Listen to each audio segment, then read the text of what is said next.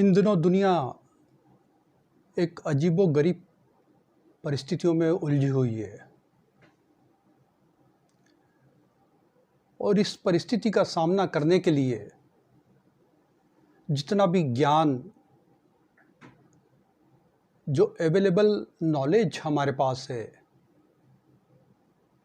चाहे साइंस के रूप में, चाहे धर्म के रूप में, आध्यात्म के रूप में या व्यक्तिगत रूप से उपलब्ध है, वो सारा का सारा नॉलेज इन परिस्थितियों से लड़ने के लिए एक्सपोज हो चुका है, बाहर आ चुका है, निकल चुका है और एक युद्ध में संलग्न है, लगा हुआ है। और रोज़ हम सुनते हैं कि फलाने वॉरियर्स ईश्वर के रूप हैं, डॉक्टर्स ईश्वर के रूप हैं। तमाम प्रशासनिक अधिकारियों के बारे में सुनते हैं कि वे फ्रंट में आके सामना कर रहे हैं और इन परेशानियों से, इन परिस्थितियों से जूझ रहे हैं और इंसान को बचा भी रहे हैं। लेकिन मेरी दृष्टि में जब भी मैं देखता हूँ तो मुझे लगता है कि पुलिस यदि काम कर रही है तो वो किसी सर्वेलेंस सिस्टम के अंतर्गत काम कर रही है। आज सारी नैतिकता, ईमानदारी को बचाए रखने का यदि कोई साधन है तो वो इंजीनियर हैं। इंजीनियर्स के टूल्स हैं, उनके द्वारा उत्पन्न किए गए, बनाए गए, आविष्कार किए गए साधन हैं। जब मुझे लोग बताते हैं और मैं पढ़ता हूं, सुनता हूं कि फूलों की वर्षा हो रही है, डॉक्टर्स वॉरियर्स हैं, भगवान के रूप हैं, तो मुझे लगता है कि इंजीनियर्स ने तो उनकी सबसे बड़ी खूबी छीन के रख ली है, डायग्नोसिस करने की। इंजीनियर्स वो टूल्स उन्हें दे चुके हैं जिनके आधार पे वो लड़ते हैं। लेकिन बैकग्राउंड में है इंजीनियर्स, उनकी यूटिलिटी, उनकी उपलब्धता, उनकी उपयोगिता शो नहीं हो पा रही है। रियल हीरो मेरी नज़र में तो वो इंजीनियर्स हैं। और आज मैं उनके बीच में, उन टेक्नीशियंस के बीच में अपने आप को पाकर स्वयं को धन्य समझता हूं और उन्हें सलाम करता हूं। आज का जो विषय है वो 3 लोगों को जोड़ता हुआ विषय है, इंसान, धर्म और विज्ञान। एक छोटी सी एक्सरसाइज मैं आपसे करवाऊंगा। मैं सोच रहा हूं कि इस छोटे से समय में आपके जीवन की सबसे बड़ी उपलब्धि यदि वो सिद्ध हो जाए, वो अर्थपूर्ण हो जाए, तो इससे बड़ी बात कोई दूसरी हो नहीं सकती। तो एक छोटी सी एक्सरसाइज के लिए आप सब लोग यदि तैयार हों तो अपनी अपनी जगह बैठे रहें। मैं जैसा बोलता हूं कोशिश करें वैसा करने की। मैंने लाखों लोगों के बीच में जब भी बात की है और उन्होंने इस बात को समझने की कोशिश की है स्पिरिचुअल सेंस में, मीनिंग्स में, कि भगवान क्या है, धर्म क्या है और मानव क्या है, तो ये 1 मिनट की एक्सरसाइज है। सारे अर्थ यदि आपके सामने आ गए तो मैं धन्य समझूंगा इस बात के लिए। सब लोग आंखें बंद कर लें, अपनी जगह पे बैठे रहें।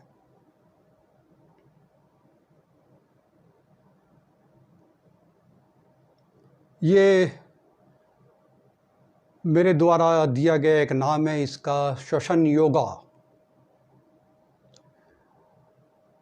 अब मैं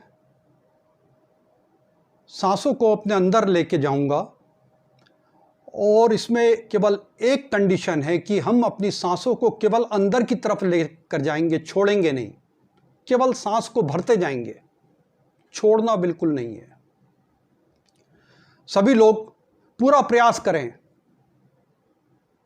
कि सांस को वन वे रखना है, केवल वन वे। ये केवल अंदर जाएगी, बाहर नहीं जाएगी। ये ध्यान रखना आपको। लेते चलिए और धीरे धीरे लेते जाइए, सने सने लेते जाइए। अपनी अनुभूतियों के साथ अपने विचारों को परे धकेलते हुए, हटाते हुए इस सांस की विधि को पूरा करने की कोशिश करें। केवल लेते जाइए, छोड़ना बिल्कुल नहीं है। लेते ही जाना है, सांस को भरते जाइए।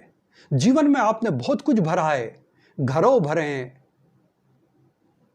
टनों भरे हैं, महल भरे हैं, हर चीज को केवल भरने में अपने आप को लगाया है। आज इस सांस को आप भरते चले जाएं, भरते चले जाएं, भरते ही चले जाएं, रुकना नहीं है, धीरे धीरे भरते चले जाएं।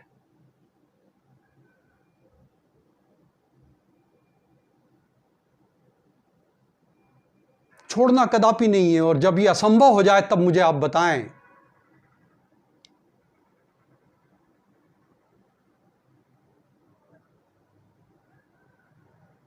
अपने प्राणों की कीमत पे नहीं भरना है, बस भरते चले जाएं जब तक कि भर सकते हैं। मैं देखना चाहता हूं कि आप कितने समय तक इस सांसों को भर सकते हैं।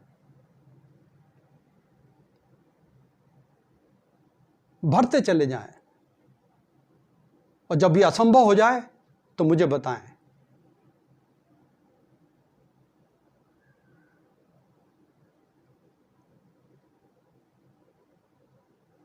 ठीक है, अब हम इसके विपरीत छोटा सा एक प्रयोग करेंगे, उसके बाद मैं इसकी व्याख्या करने की कोशिश करूंगा।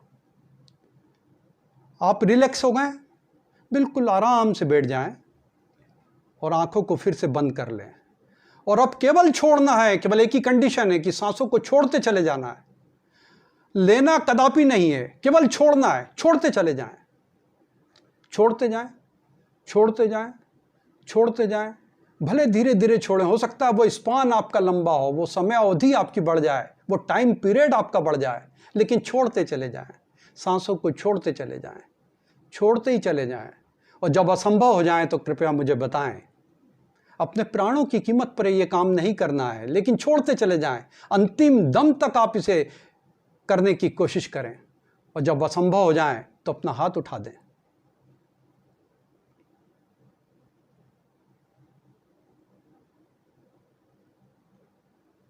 हमारे मॉडरेटर महोदय बहुत ज़्यादा सांस ले भी सकते हैं और बहुत ज़्यादा सांस छोड़ भी सकते हैं, अद्भुत हैं। खूब, बहुत बहुत धन्यवाद। आपने देखा होगा कि जब आप सांस ले रहे थे, जब ये क्रिया आप कर रहे थे, आपने पूरी कोशिश करी भरने की, लेकिन प्रकृति ने रोक दिया। प्रकृति ने कहा कि रुक जाओ, जो तुमने लिया है उतना पर्याप्त है, इससे मेरा काम चल रहा है। और जो उसमें जरूरी था उसने ग्रहण कर लिया और बाकी को छोड़ दिया। जीवन भी आपसे यही चीज कह रहा है कि संचय मत करो, परिग्रह मत करो, उतना ही रखो जितना जीवन के लिए आवश्यक है, जीवन की ऊर्जा बनाती है जो चीज, उतना ही रखें। बाकी वेस्टेज है, उसको छोड़ दें। और इतना भी ना छोड़ें जो दूसरा प्रयोग आपने किया कि आपके जीवन के लिए कुछ बचे ही नहीं।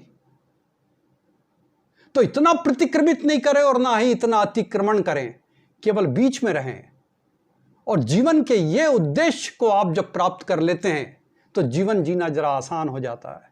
तो इसमें तीनों लोग आपने देखे होंगे। पहला, जब आप सांस ले रहे थे तो वो इंसान था, मानव था, और जो प्रेरित कर रहा था कि अब इसको छोड़ दो, इससे ज्यादा की जरूरत नहीं है, वो धर्म था। वो धर्म था। और विज्ञान क्या था?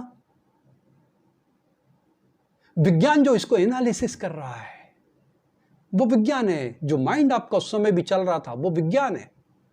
वो माइंडसेट जो आपका है, जिसके साथ आप आए हैं इस धरती पर, वो जब इस दिशा में कार्य करता है, इस तरीके से ऑब्जर्वेशन करता है, विजन का काम करता है, एनालिसिस करता है, वो विज्ञान है। तो धर्म, मानव और विज्ञान, और धर्म की इससे बेहतर कोई व्याख्या नहीं हो सकती कि आप अपने जीवन में जितना जीने के लिए रख सकते हो उतना ही पर्याप्त है। और ये तीनों की ट्रेवलिंग, इन तीनों की यात्रा चल रही है। धर्म की यात्रा भी चल रही है, विज्ञान की यात्रा भी चल रही है, और मानव की यात्रा भी चल रही है। जो धर्म की यात्रा है वो जब चालू होती है तो वो गांठ पर जाकर रुकती है, सूक्ष्म, अगोचर, अदृश्य गांठ पे जाकर रुकती है। गांठ की तलाश में है, वो भगवान की तलाश में है। और विज्ञान भी अपनी यात्रा पे लगा हुआ है, सतत चला आ रहा है, विखंडित करता है, धर्म इकट्ठा करता है, विज्ञान तोड़ता है, खंड खंड करके देखता है कि किसमें क्या है, वो उसकी यात्रा है। तो वो इलेक्ट्रॉन, प्रोटॉन, न्यूट्रॉन, वो तोड़ता चला जाता है, तोड़ता चला जाता है, तोड़ता चला जाता है, और आज तोड़ने की स्थिति में कहां पहुंच गया? वो भी वहीं पहुंच गया जहां धर्म पहुंचा हुआ है। धर्म गॉड पे पहुंचा हुआ है और विज्ञान गॉड पार्टिकल पर पहुंचा हुआ है। अभी बीच में तीसरे की यात्रा भी जारी है, जिसको हम मानव कहते हैं, इंसान कहते हैं। उसकी भी बड़ी अद्भुत यात्रा है। वो ऐसा व्यक्ति है, ऐसी परिस्थितियों में फंसा हुआ व्यक्ति है जो धर्म और विज्ञान दोनों के बीच में झूला झूल रहा, पेंडुलम है। एक यदि पदार्थ है और एक यदि टाइम है तो वो पेंडुलम है, लेकिन उसकी यात्रा भी चल रही है। और उसकी यात्रा क्योंकि ड्युअलिटी में है, द्वंद्व में है, एक कि धर्म की तरफ जाऊं या विज्ञान की तरफ जाऊं, तो वो बीच में फंसा हुआ है। इसलिए मैं कहता हूं कि आदमी की जो यात्रा है वो गॉड की भी है प्लस पार्टिकल की भी है। तो गॉड पार्टिकल दोनों की यात्रा वो कर रहा है। तो आपका जो धर्म है वो गॉड की यात्रा कर रहा है, उसकी तरफ जाना चाहता है, वहां तक पहुंचना चाहता है। और विज्ञान जो है वो गॉड पार्टिकल के जरिए वहीं तक पहुंचना चाहता है जहां तक धर्म पहुंचना चाहता है। और इन दिनों को देखते हुए इंसान भी कभी इसकी तरफ कदम रखता है, कभी उसकी कदम, और वह भी वहीं तक पहुंचना चाहता है, गॉड की तरफ भी और पार्टिकल भी तक। यात्रा किसी के भी जरिए पूरी हो, लेकिन वो चाहता है कि मेरी यात्रा पूरी हो। लेकिन ये जो विचार है, ये ईश्वर का जो विचार है, ये केवल विचार है, क्योंकि उसे किसी ने देखा नहीं है। लेकिन विज्ञान केवल उसी को मानता है जिसे देखा गया हो, इसलिए उसकी यात्रा पदार्थ की यात्रा है। लेकिन एडिंगटन जो प्रसिद्ध वैज्ञानिक हुए, आइंस्टाइन, प्लैंक, इन्होंने अपने अंतिम दिनों में यह बात कही कि लाइफ, जीवन पदार्थ से कहीं ज्यादा विचार है। और जीवन को हमको ऐसा दिखता है, ऐसा लगता है कि पदार्थ चला रहे हैं, लेकिन आइंस्टीन का भी कहना था कि ये विचार चला रहे हैं। और यदि आइंस्टीन के सारे सिद्धांतों को, जो कि उसमें से कुछ सिद्धांत तो ऐसे हैं, क्योंकि हम 3 लाख किलोमीटर पर सेकंड की यात्रा नहीं कर सकते, प्रकाश की यात्रा है वो, और जिसको एब्सोल्यूट ट्रुथ माना गया है अभी तक। मैं अभी तक इसलिए बोल रहा हूं क्योंकि आजकल साइंस भी बहुत तेजी से बदल जाता है, लेकिन एक सिद्धांत है जिसके आधार पर जीवन टिका हुआ है। अभी तक यह माना गया है कि पदार्थ एब्सोल्यूट ट्रुथ है। ध्वनि को तो ऊर्जा, पूरी ऊर्जा मानने को तैयार नहीं है। और यही झगड़ा है धर्म के बीच में और इंसान के बीच में, विज्ञान के बीच में, तीनों के बीच में केवल एक ही झगड़ा है। क्यों? क्योंकि उसको मैकेनिकल एनर्जी मान लिया है। और धर्म यह कहता है कि साउंड जो है वो पूरी ऊर्जा है और ज्यादा दूर जाने की जरूरत नहीं है। भोजपुर का आपने मंदिर देखा होगा। भोजपुर का जो मंदिर है उसके बारे में कहा जाता है कि उन पत्थरों को एक रात में बनाया गया है और जितना बना उतना बना के छोड़ दिया गया। आर्कियोलॉजिकल डिपार्टमेंट वालों ने पिछले 20 साल से कोशिश करी कि उसका छत्र बन जाए। इतनी मशीनरी अवेलेबल है, भौतिकी ने इतना काम किया, इंजीनियरिंग इतने आगे निकल गई है, लेकिन 20 साल में वो छत्र नहीं चढ़ा पाया उसके ऊपर। तब लोगों को यह सोचना पड़ा कि आखिर वो कौन सी चीज है जिसके जरिए ये मंदिर का निर्माण हुआ होगा। तो कुछ साइंटिस्ट भी ये मानने लगे कि शायद हो सकता है कि ध्वनि का कुछ उपयोग किया गया हो, क्योंकि मंत्रों की बात हमारे यहां हमेशा होती है। लेकिन तब भी साइंस ने यह नहीं माना कि वो एब्सोल्यूट एनर्जी है, वो एक पार्ट है एनर्जी का। तो यह मान लिया गया कि उस जमाने में जब किसी प्रकार की कोई भी साधन की व्यवस्था नहीं थी, तो केवल मंत्रों के सहारे इन पत्थरों को ऊपर चढ़ाया गया होगा। क्योंकि अभी हम असमर्थ हैं। तब तो किसी प्रकार की कोई समर्थता या किसी प्रकार के साधनों का होना तो असंभव था। और ज़्यादा दूर जाने की जरूरत नहीं, 1903 में इजिप्ट में जो बने हुए पिरामिड्स हैं उनकी खोज की गई और वैज्ञानिक उनके अंदर गए 1903 में। 1903 में जब वैज्ञानिक उनके अंदर गए, इंजीनियर्स और साइंटिस्ट उनके अंदर गए, तो वो पिरामिड्स इतने विशाल बने हुए हैं, इतने विशालकाय बने हुए हैं कि उनको लगा कि ये बने कैसे हैं। क्योंकि यदि एक पत्थर, जितने विशाल पत्थर हैं और जितनी हाइट है उनकी, उस पत्थर को यदि ऊपर पहुंचाया जाए तो कम से कम 50,000 आदमी की जरूरत पड़ेगी, 50,000। उस जमाने में तो कोई साधन नहीं था। लेकिन कहानी यहां खत्म नहीं होती, यहां से शुरू होती है कि वो लोग अंदर गए, और जब वो अंदर गए तो एक वैज्ञानिक अंदर गुम गया उस पिरामिड के अंदर। इतने विशाल पिरामिड है वो। जब वो बाहर आए तो एक आदमी गायब था, तो उसकी ढूंढाई चालू हुई, उसको ढूंढा गया, निकाला गया, बड़ी मुश्किल से वो वापस आया, मिला। बड़ी बड़ी लालटेन और टार्च लेके वो लोग पहुंचे अंदर। जब उन्होंने वहां अंदर देखा कि अंदर की जितनी भी सतह थी वो ऐसी थी अनटच्ड, ऐसा लगा जैसे अभी बनी हुई हो ये।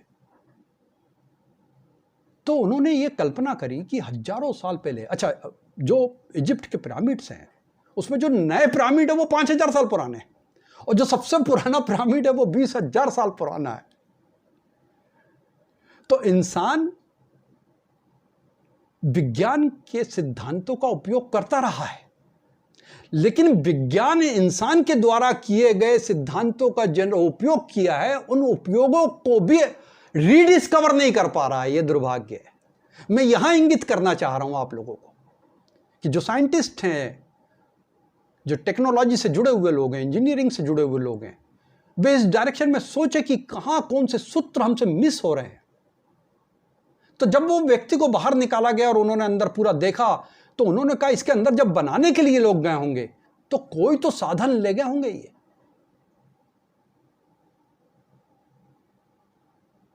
तो उन्होंने सोचा जरूर ये मशाल लेके गए होंगे, तो उन्होंने पूरा छान मारा, लेकिन मशाल से भी धुआं निकलता है, कहीं तो कुछ, लेकिन नहीं। लाइट के निशान हो कहीं, लेकिन नहीं। तब वो इस एक थिंकिंग पर पहुंचे, एक थॉट पे पहुंचे वो, कि हो ना हो व्यक्ति के अंदर इतनी ऊर्जा होगी, इतना प्रकाश होगा, जिसे हम ओरा कहते हैं। उस ओरा के प्रकाश में ये लोग अंदर, और केवल उसी को पात्रता होगी अंदर जाने की जिसके शरीर से इतना प्रकाश, इतनी प्रदीप्ति, इतना ज्योतिर्पुंज जिसके अंदर हो, वही व्यक्ति जाने की योग्यता और पात्रता रखता हो, वही क्षमतावान है। तो प्रकाश को तो विज्ञान ने ऊर्जा मान लिया, लेकिन ध्वनि को जिस दिन ऊर्जा मान ले तो दोनों किसी एक सिरे पर आकर मिल जाएंगे, धर्म और विज्ञान। तब मानव का कल्याण सुनिश्चित हो सकेगा, ऐसा मेरा मानना है। अभी दोनों के बीच में जो सबसे बड़ा युद्ध है वो ये है कि दोनों किसी भी सूक्ष्म अगोचर को रीडिस्कवर करने में लगे हुए हैं, लेकिन हम अपने जीवन का, जो मानव का जीवन है, वो इस सिद्धांत की वजह से गुमराह होते चला जा रहा है। अब कैसे गुमराह हो रहा है उसको देखने की कोशिश कीजिए कि जब भी हम सूक्ष्म अगोचर की बात करते हैं और जो साइंस बात करता है, तो हम साइंस की तरफ ज़्यादा चले जाते हैं, क्योंकि हमारी बुद्धि जो है, जो माइंडसेट है, वो विज्ञान की तरफ हमको तेज़ी से धकेलता है। क्योंकि उसमें सर्टेनिटी हमको ज़्यादा लगती है। धर्म में हमें, भले हम धर्म मानते हैं, लेकिन अनसर्टेनिटी हमें ज़्यादा लगती है। दूसरी चीज़, उसमें मिस्ट्री एक तरीके की, एक रहस्य है वो। और साइंस जो है वो हमको ज़्यादा तथ्यात्मक लगता है, ज़्यादा ऑथेंटिक लगता है। तो हम क्या करते हैं, हम पार्टिकल्स की तरफ चले जाते हैं, सूक्ष्म अगोचर को भूल जाते हैं। क्योंकि वो तो द्रष्टव्य है ही नहीं, दिख ही नहीं रहा। तो जब भी हम पार्टिकल्स की तरफ जाते हैं तो मैनेजमेंट हम पार्टिकल का करते हैं, जीवन का मैनेजमेंट करते हैं। क्योंकि जो कुछ भी जीवन में है वो विज्ञान के आधार पे है। विज्ञान ने इतना ज़्यादा हमें प्रभावित किया हुआ है कि सब कुछ हमारा विज्ञान के आधार पे, तो हम हमेशा जीवन का प्रबंधन करते हैं।